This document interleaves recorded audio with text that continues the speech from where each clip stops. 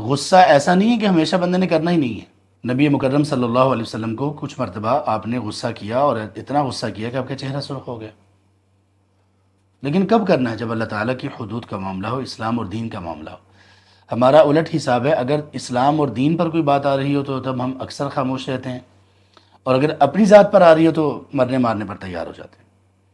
دین کا معاملہ ہو تب بھی اس میں غصہ کیسے کرنا ہے، پورے اس کے آداب موجود ہیں، اصول و ضوابط اس کے موجود ہیں۔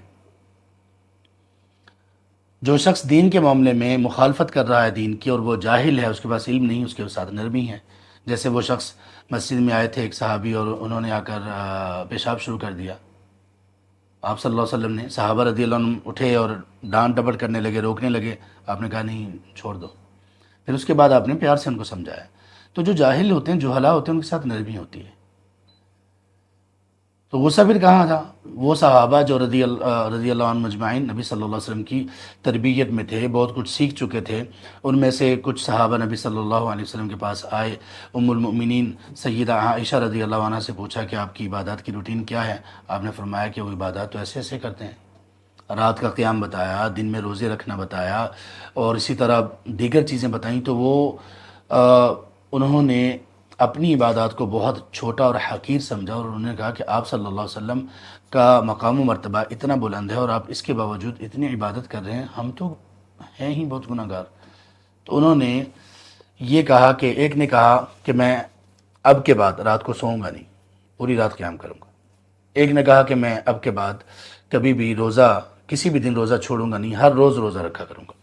اور ایک نے کہا کہ میں شادیاں نہیں کروں گا، بلکہ اپنے آپ کو عبادت کے لیے وقف کرتا ہوں۔ آپ صلی اللہ علیہ وسلم نے اس پر انتہائی غصہ کیا، شدید غصہ کیا، اور ان کو بلایا، بلکہ خطبہ پڑھا، لوگوں کو بلایا اور کہا کہ فمن رغب عن سنتی فلیس منی، میں رات کو سوتا بھی ہوں، میں رات کو قیام بھی کرتا ہوں، میں نفلی روزے رکھتا بھی ہوں، میں بہت سارے دن روزے نہیں بھی رکھتا ہوں، اور میں نے شادیاں بھی کر رکھی ہیں، تو جس نے میرے طریقے سے اعراض کیا وہ ہم میں سے نہیں ہے۔ یہ کتنی بڑی بات ہے، یہ فلیس منا کتنی بڑی بات ہے۔ مطلب ہم عام نہیں بلکہ بڑی بڑی بات بھی ہو جائے تو کوئی بندہ یہ نہیں کہتا یار تیرا میرا کوئی تعلق نہیں ہے، یہ تو بڑی انتہائی بات ہے نا، آپ نے اس موقع پر یہ کہی۔ اسی طرح ابو ذر رضی اللہ عنہ نے سیدنا بلال رضی اللہ عنہ کو ان کے کالے رنگ کی وجہ سے چھوٹی سی ایک بات کی، ابن سودا، ان کو عار دلائی، اے کالی ماں کے بیٹے۔ آپ نے فرمایا یا ابا ذر انک امرؤ فیک جاہلیہ، اے ابو ذر آپ ایسے شخص ہو، آپ میں ابھی تک جاہلیت موجود ہے۔ واللہ میں کہتا ہوں کہ یہ یا ابا ذر ہٹا دو، اگر بندہ انصاف سے کام لے تو ہر وقت ہمیں نبی صلی اللہ علیہ وسلم کی یہ بات یاد آئے گی، انک امرؤ فیک جاہلیہ، اور ہمیں یہ سنائی دینی چاہیے ہر وقت۔